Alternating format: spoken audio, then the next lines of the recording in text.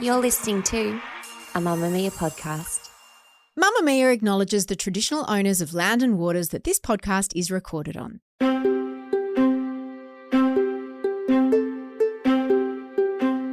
From Mamamia, I'm Mia Friedman, and you're listening to No Filter. Trinny Woodall believes that if you're standing still, you're moving backwards. And her energy completely reflects that. Is it any wonder we became fast friends soon after we met? She really is a force, and when she walks into a room, everyone is instantly mesmerised by her, not just because she's tall or because she's always wearing something sparkly and she catches your eye, but because she just has a presence and an energy. She's the owner of a beauty company. It's called Trinny London. It started making makeup. It now has all sorts of products, including skincare and beauty tools. And who knows what else she's going to launch. She's got a million ideas. She's also a full-time content creator. She's the face of her brand, which employs about 250 people and generates millions of dollars every year. And she is self-made. You might know her from the TV show she used to co-host in the early 2000s called What Not to Wear, where she and her on-screen partner, Susanna, used to tell people what they shouldn't wear. For some, coordination is a difficult concept to grasp. When you look like you've been at the dressing-up box, your nearest and dearest might be a little afraid to tell you how dire you look. But let's face it, sometimes the truth hurts. And of course, as you know by now, we're not averse to administering a little pain. Shameless. But she's now reinvented herself later in her life, in her 50s, as an entrepreneur, and she's become an absolute powerhouse. Her life on the home front has also changed a lot lately, which is why when she was in Australia, I wanted to drag her back into the Mamamia studios and ask her some questions about it. She's recently broken up with her long-term partner, and she's now living in what she describes as a frat house for reasons you're going to hear. What was interesting about this conversation is that it was very frank. Like when you hear, oh, we're friends, you might think, oh, it's just going to be a love fest. But there was something Trinny did a few months ago that I found really confronting, not like in a big deal way. It made me think about why I was so shocked isn't the word, upset isn't the word. I think confronted is the word. And so I asked her, I told her. I told her that I had felt a bit betrayed, which sounds highly emotional. But anyway, it involves her being nude and on a horse. I love talking to Trinny because you never know what she's going to say, like someone else I know. And she's absolutely unflinching. She listened to what I had to say. She wasn't defensive. And we had such a great conversation. She's 59. She's almost 60. And she doesn't give a fuck about that, which is also interesting. Here is Trinny Woodall. Enjoy.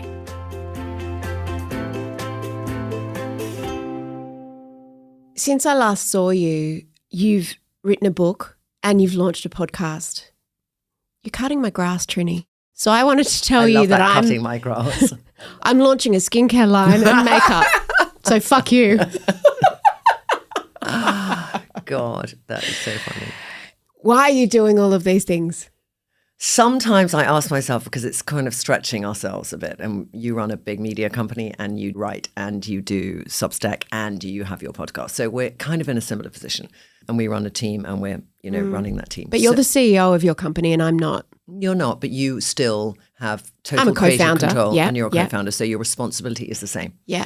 I started with the book because I had lots of people who would say, you've said this, where did you say it? And, we all have different mediums. So I think, where did I say that? We don't publish everything on every channel. So I had them all saying, could you put this in a book? Could you put this in a book? So I thought, well, I could put it in a book. But I've done 11 books. Book life is over. I'm not going back to a book. And I did books with Susanna. So how do I do a book by myself? So there was that. And also Susanna did the books. And I love Susanna. And it was like, I don't want to encroach on her territory. There was an element of that too, I have to say, Mia, when I think about it. And then I thought, I'm really a manuals person. Like when we used to write our books, I would sort of outline the chapter, the points, and Susanna would do the beautiful flow and be so eloquent with words. And she's a real wordsmith. And I would be the factual information. So I thought it has to be a manual. And so then I thought, what would it consist of? And it was as much about life and things I picked up in life as it is about identifying yourself and beauty and, you know, fashion. Because it could have been a straight memoir. Never. And why never? Never. Why? Too many secrets? No, not just too self-indulgent. But I mean, there's so many pictures of myself I've in this written book. two, I thanks. think that no, but like for me, but the thing is, you are a wordsmith. You are a I love wordsmith, to Mia. write. All right. So a memoir for you, like Susanna's memoir, it's formidable. I love it because it's a snapshot of Ready for Absolutely Nothing is the name of Susanna's book. It is brilliant and you must buy it. It's about being able to observe life and bring it to life. So you are brilliant at that. Susanna's brilliant at that. That's not me. I'd had the name even before I did the book because I feel how much fear prevents us moving forward. And I feel if we're standing still, we move backwards. That's a restless mind talking. If we're standing still, We're moving backwards. We're moving backwards. Not if we're doing a meditation. But I just I mean, I feel the same way. But were you surprised? I'm often surprised to hear that not everyone feels that way. A lot of people dream of standing still, and to them, standing still is just having a rest and being content. Whereas I'm the same as you. I perceive it as moving backwards difference between too. standing still and being still. That's the difference to me. So standing still is when my life is not moving forward. Being still is finding that space for my brain to have a holiday, which we both need really badly. How do you do that? I do that with the Daily Calm app every morning.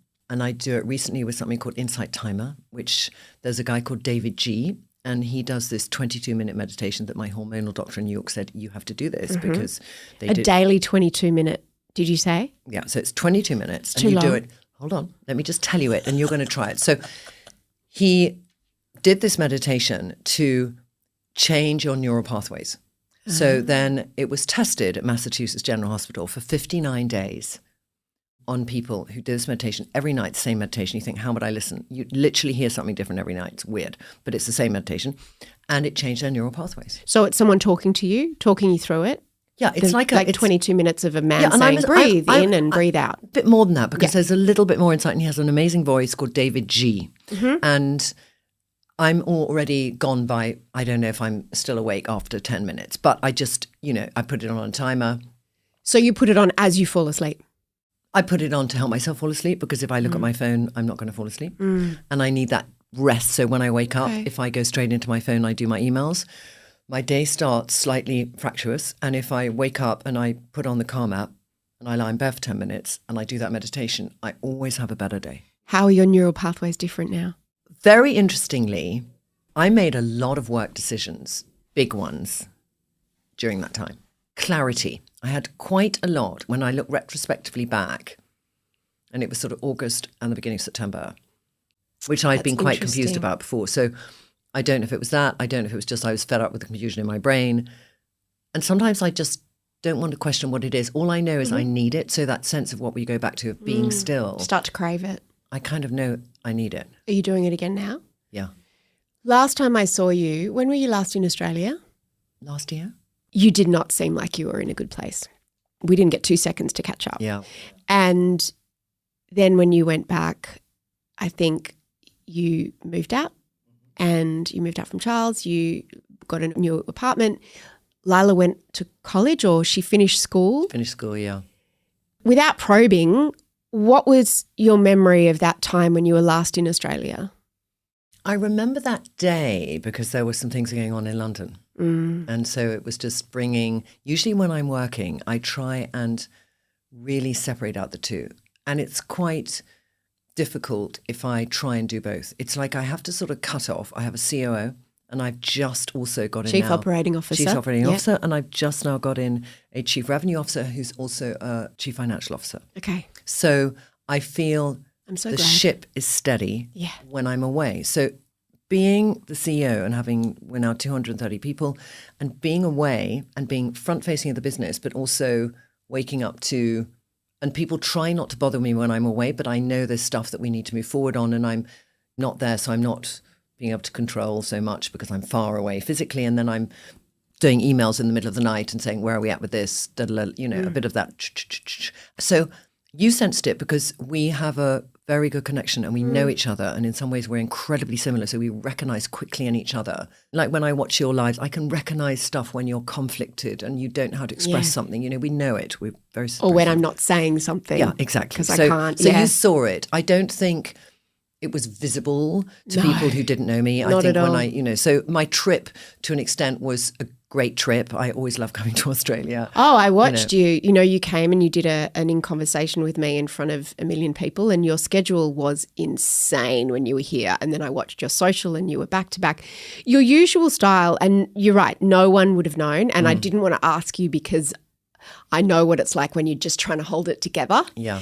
And you were spinning all the plates, and I could just see what it was costing you to give everybody what they wanted, which was the Trinny experience, and juggle everything. And I think I've said to you before, you're pretty strong.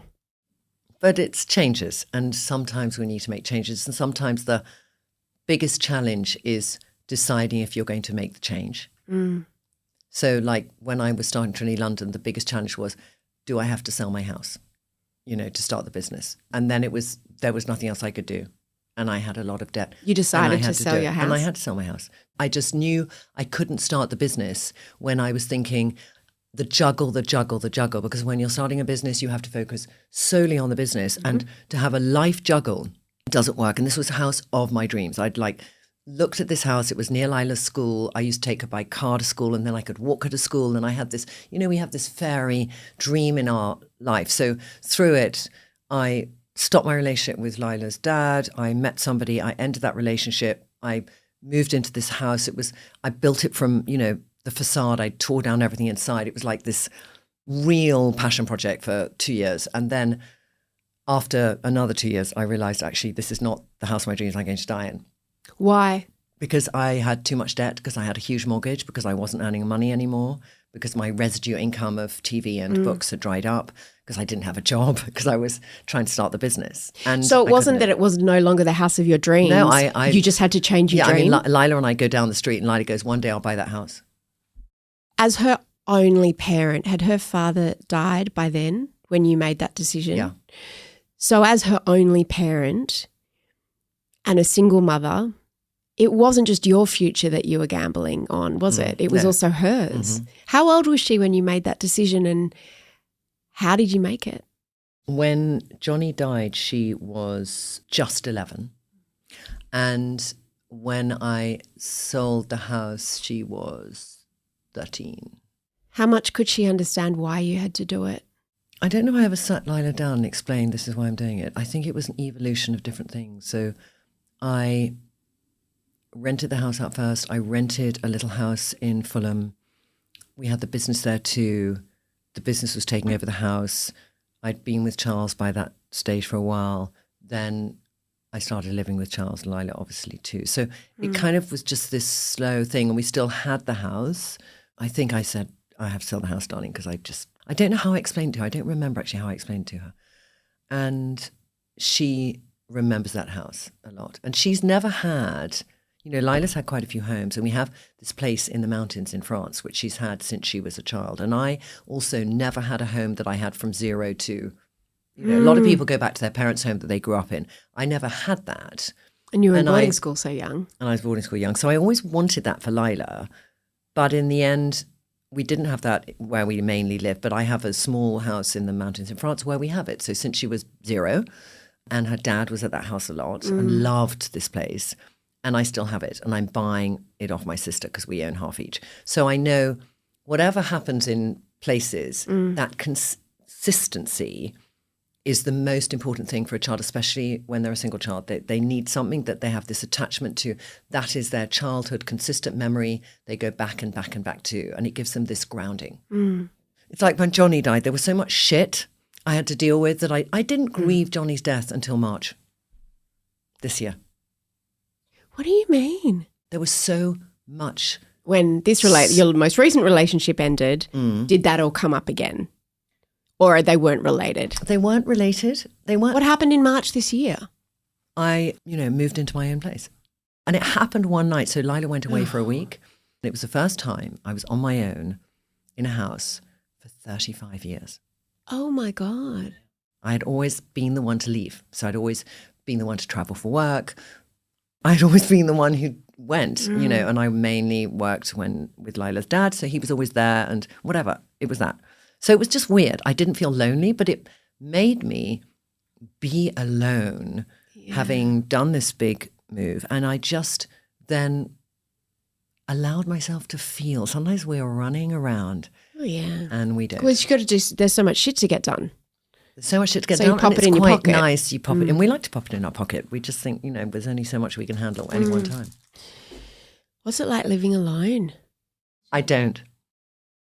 Who lives with you now? I don't. I can never live alone. Well, I realize I can never live alone Why?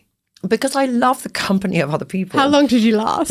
Well, what happened was when Lila went off, her and Zach had a chat without my knowing. So I got back from Spain and I walked in the door and there was Zach with some dinner.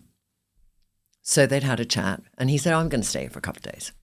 And my nephew, a month before, had said, I'm going to be chucked out of where I'm staying. Is there any way I could stay with you for a month in September? Stop it. And I said, yes, please. So now I have my nephew in one room and I have Zach in Lila's room. Who is your stepson, but you've known most of his life. Yeah. And Richie is like 33 and Zach is 30. And it's like a frat house. It is a frat house. And Wow. I have a slightly new dog like you do. You've got a puppy. Who's insane. And so I have this frat house. And it's on some levels, it's funny because I never experienced irrational children because I had Jenny and she was like quite strict with Lila. So when I was working and stuff. Jenny was the nanny? Jenny's like our grandmother. All right. I would never just call her nanny. Yes. But it was like. She's like a co-parent to Lila. She is a co-parent. Yeah. She's like her grandmother. So it's like I'm for the first time experiencing unruly boys, which I know you deal with every day. Wow. And you're in a share house, essentially. And they're like. You're in a share house. And are all of you single? Yeah. And there's so many conversations about their relationship. I mean, it's endless. I am like agony aunt beyond, but in the nicest way because it's adorable. And then Lila calls us every night. So she's sitting on the sofa on the phone, we're having a chat. Still to come, Trinny tells me about how she's feeling about turning 60. And she reenacted the cover of Beyonce's latest album, where she's like nude on the glass horse. And people lost it. And I was one of them. And we talked about that. And also the most crazy conversation that she had with a psychic, which I swear will give you chills. Stay with me.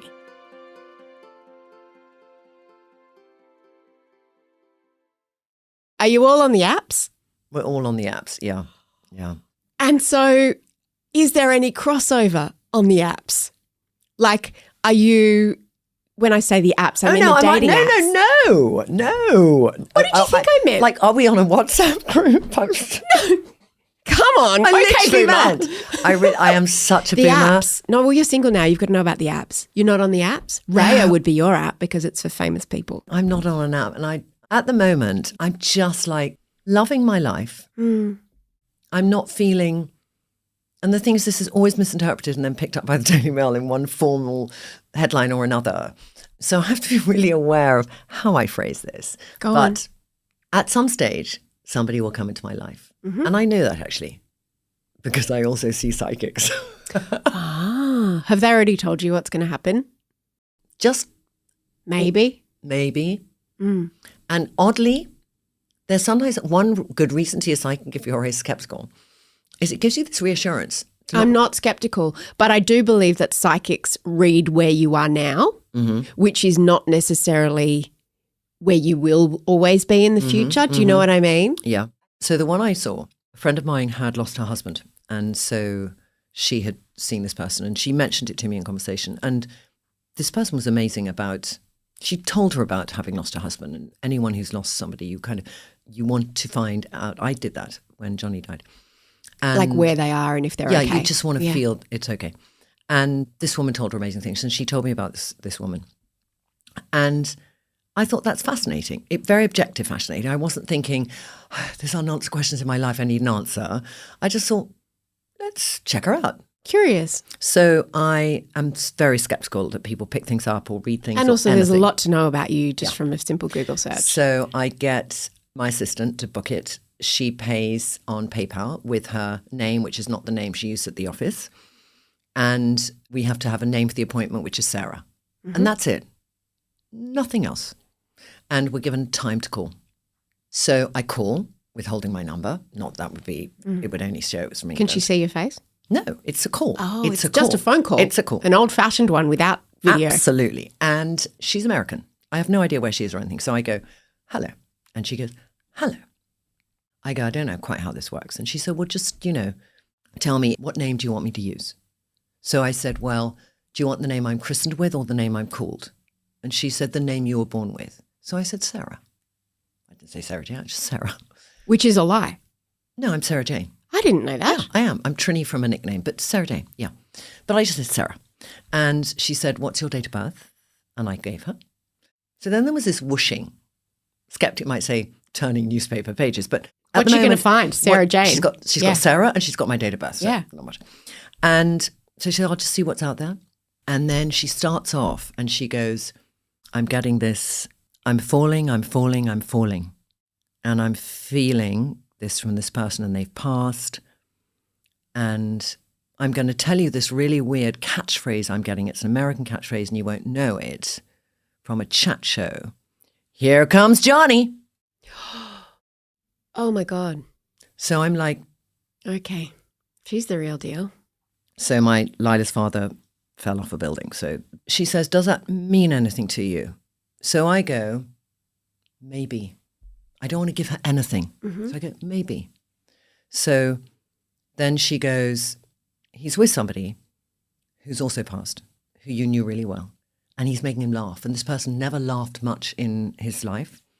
And there's something about him that's very constant.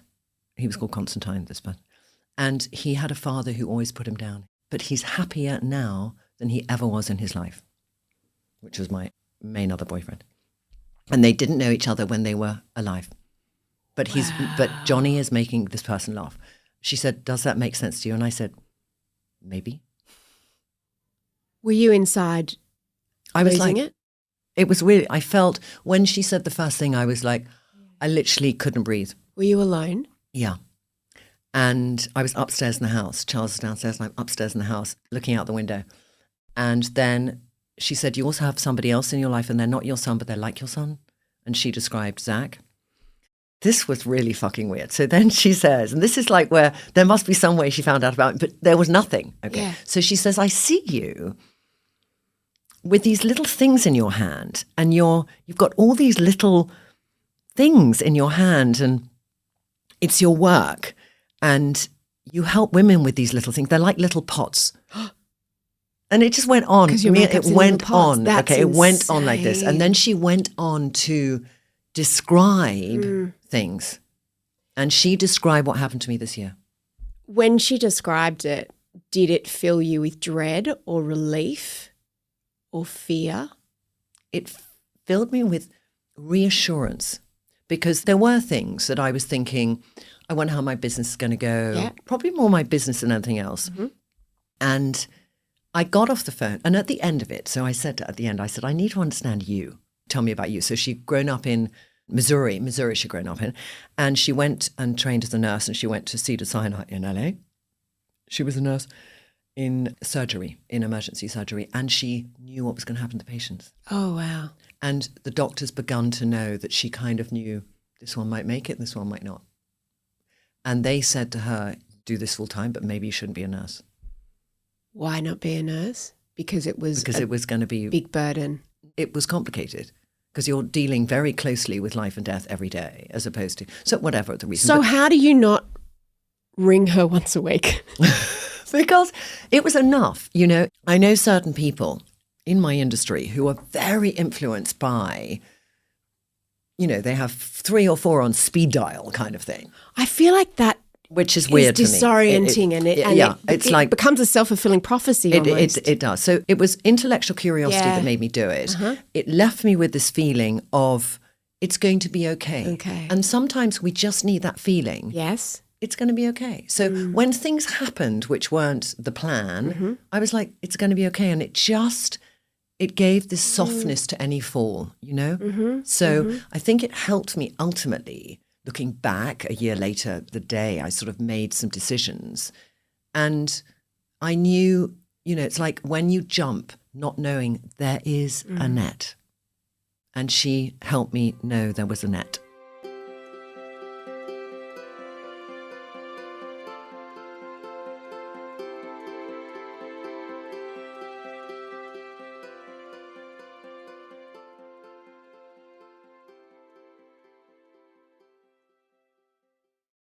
You're in a different life stage now. How old are you now?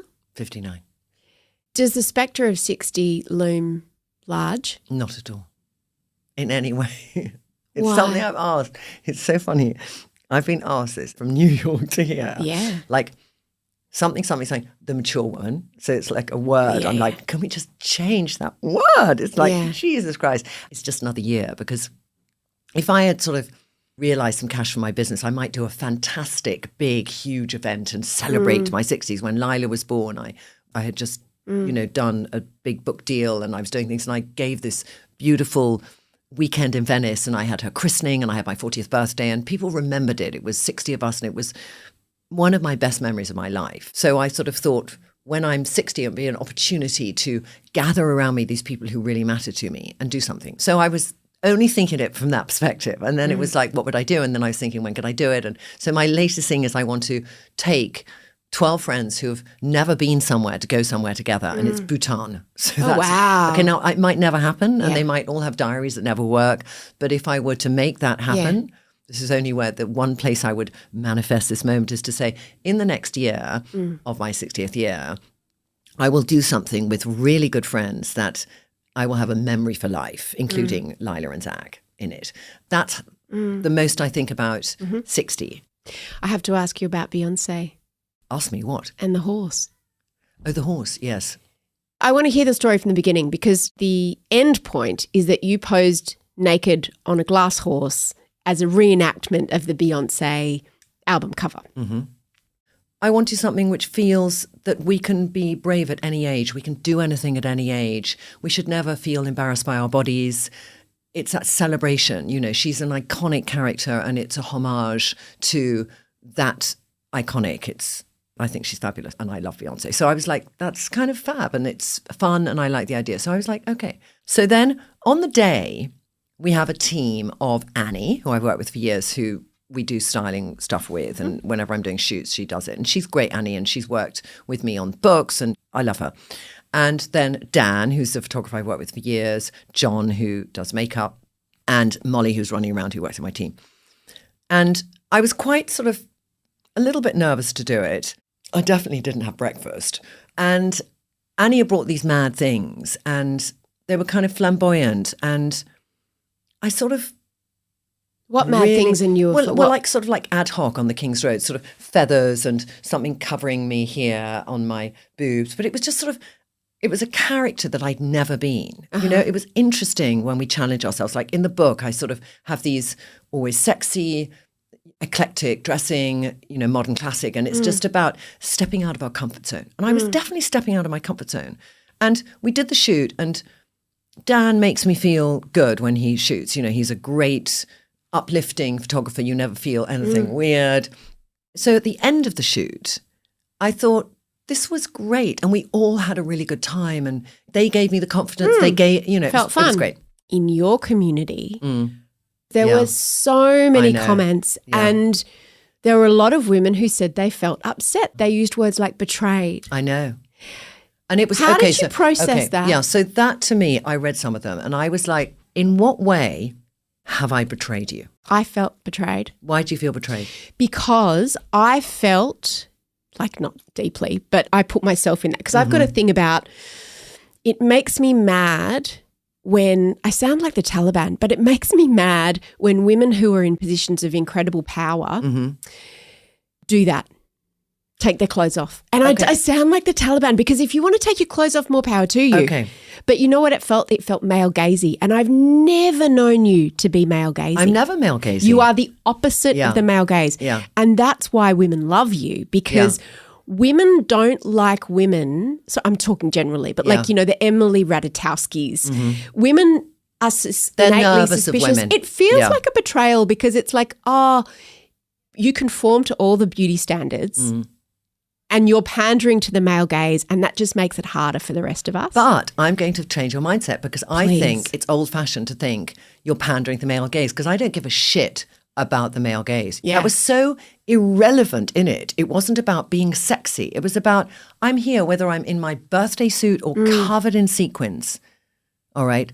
I love myself. I do. And not in a conceited way, Mia. But so when I read you've betrayed, Yeah. I haven't fucking betrayed women. I've just felt, I will walk around in my bra and knickers on Instagram. All right. But you are so skinny. Like you are, I know, you but- do not look like, and not saying skinny is a bad thing, but you do not look like the average. You conform to the beauty standards of a 23-year-old. Like I you're, know, but I've met people with body dysmorphia who are half the size of me. Do you know what I mean? It's like it's our internal feeling with the perception of how we see other bodies in women. All right. So definitely there is that I have an acceptable body. But some people, will say, Trinny, you're too skinny. Or but even that, you said I didn't have breakfast. So it's like, it's not that you're not aware of it, but it's almost like, and I know that it's, because I'll argue against myself now, why is it your responsibility how I feel looking at a picture of you naked? And again, I don't mean me personally, but how can you be responsible for the self-esteem of every other woman? Like that's a big burden to carry. I can't be. Of course you can't. I can't be. So when I read some of those comments, I think I felt a mixture of a few things. I felt that kind of anger, which is shame. Yeah. Okay. I really felt that because I can't bear that I would have somebody feel I'd let them down. All right. Guilt, not shame. Shame is when you feel it yourself. But I felt bad that somebody would feel that. Yeah. All right. But I also felt I give you so fucking much as a woman. Much. I give you everything I can give you. And this You one bleed thing for women. Yeah. and you go and do that. And it's like, that's betrayal. So you also felt betrayed. To an extent, I did I a get bit, that. because I I just get thought, that. look, I give you so much. So if you can then, on this turn of a sixpence, just then suddenly judge. And I think the reason that women were angry is because they felt shame that they didn't look as good as you. Because it's like, I can never look like that. I can never look like that. And so then what everybody does when they feel ashamed, I think, it's easier to be angry than ashamed. Yeah. So it it's is. Yeah, interesting. yeah, It's yeah. that double shame that But ends then up should you hide head who fuck. you are? And also, you're a 59-year-old woman. Like, why should you not do what the fuck you want? And I'm very much in the minority. Like, I always just have this jokey thing about why won't everyone put their pants back on? And very much the idea is do what you want. It's not for men. It's for you. Like, you're the last person that dresses for men. Your whole brand is for women. Yeah. But I just thought it was a really interesting I know. thing. And I felt the weight of that for you because it's like, you can't be responsible for how everybody feels. Like, at the same thing, you must get it all the time when it's like, oh, well, I can't afford that. Like, oh, nice for her that she's gone shopping again. I can't even afford to pay my rent. It's like, well, what do you want me to do? How do you navigate that? With that, I just know it's their stuff and not mine. Yeah. It's sort of, I could do no Zara and people say, why don't you do accessible shopping? Yeah. And then you have somebody go, you don't do sustainability. And I will have this permanent thing with Zara. Yeah.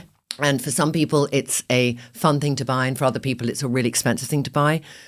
But with the reason I probably do it more than anything, and I have reiterated this, is that if you live in Colombia or you live in New Zealand or you live in Sweden and I do something on the feed, you can, if you want to go and do that, you can do it. If you can, also Zara's shit with sizing.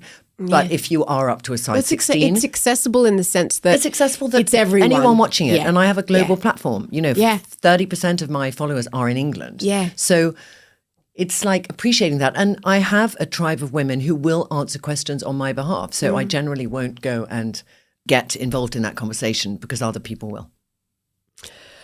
And Yeah. I thought at the time when you did the thing, I was like, is this because she's single? Because suddenly it's a different world that you're living in. I know. And then I'm like, nah, that's not you. All I've noticed in this singledom is how much men talk about themselves. It's like, it's fascinating. It's fascinating Speak to more me. about that. I had this thing when I was still with Charles, but I just found it so interesting that I saw somebody I hadn't seen for years and went round to have lunch. And they've done very well in their life. We sat in their kitchen and we had this catch up. We had spoken for 10 years. And I said, how's life? And they started chatting about everything. And so that it would be a balanced conversation, I was saying, oh yeah, and Lila feels whatever. And that's nice. Back to them. So we had an hour and a half of this. And I left. I had been so excited to catch up with this person. I left and I walked back to the office and I just thought, and I just clocked. I thought, wow. Yep. And then a week later, I'm having lunch with a friend of mine and we have this conversation and they're talking about ketamine dosing for depression. They both had depression and they both had done through a doctor ketamine dosing. And the person who's a female friend of mine knew quite a lot about it. And so he was talking about it. She went, oh yeah, and I've done that too. Oh yeah. And then he went back to chatting about it as well. So then we're both leaving and I'm walking down the street with this woman and I said, did you notice anything interesting in that conversation? And she said, well, he didn't ask us one thing. Yeah. So then I said, you know what's really interesting in this is that person and this other person are both like 55. Mm-hmm. They both had mothers who lost their husbands when they were teenage boys. They both have sisters, but they're the apple of their mother's eye. Mm-hmm. And one of them has been married and isn't anymore, and the other one is married. But I just thought, what is it that's that? It was just really interesting. So my observation, and I've heard that in dating. I don't know why I brought that up. No, but women say this in dating, right? So that because women are socially conditioned to kick the conversation along and ask men questions, men will get very confused because they're like, oh, we're talking about me. Right. And instead of understanding, whereas women, even if you're not interested, we understand innately the reciprocal nature of a conversation. Even if you don't really care, you'll ask a question or you'll be like, oh, I've been talking for too long now about myself. I better ask a question. Mm-hmm. But men don't necessarily, they get confused. So they're like, oh, you're asking questions about me. Oh, okay, we're talking about me. And they sort of get carried away. It's interesting, I'm thinking about you dating now and everything you bring to that as the formidable woman that you are. You have just come out of a relationship with a much older man. Maybe younger men will be different. Who knows? I'm yet to discover it. I'm excited about this next chapter for you. Not the love stuff particularly, although that's exciting. Like there's a lot of possibility now, right? But just I feel like this is a big era for you. I think this is like the age of the Aquarius.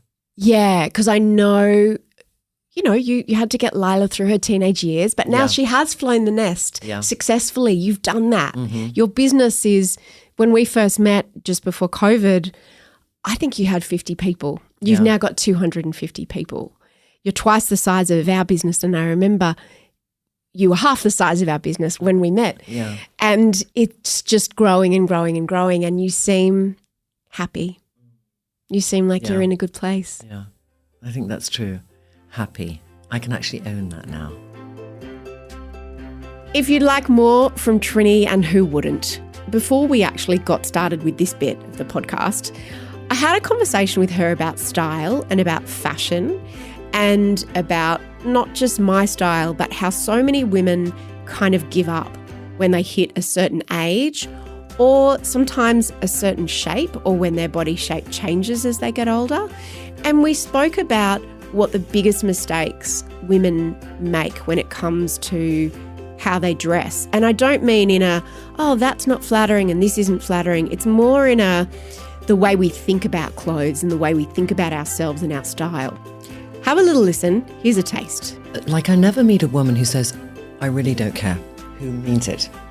Because we want to say that, because we want to excuse perhaps an element that we find boring about ourselves or not being really present. But I do believe that we don't do things because we don't know how to do them. That's the only reason usually we don't do things. Or we just don't know how to start. So I meet many women who just don't know how to start.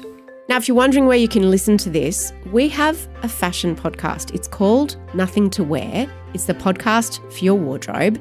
We'll put a link in the show notes so you can go over there and have a listen. Thanks for listening to this episode of No Filter. If you loved it, tell all your friends. And if you didn't love it, don't tell anyone. The executive producer of No Filter is Kimberly Bradish, with sound production by Madeline Joannou. I'm Mia Friedman, and thank you for having me in your ears.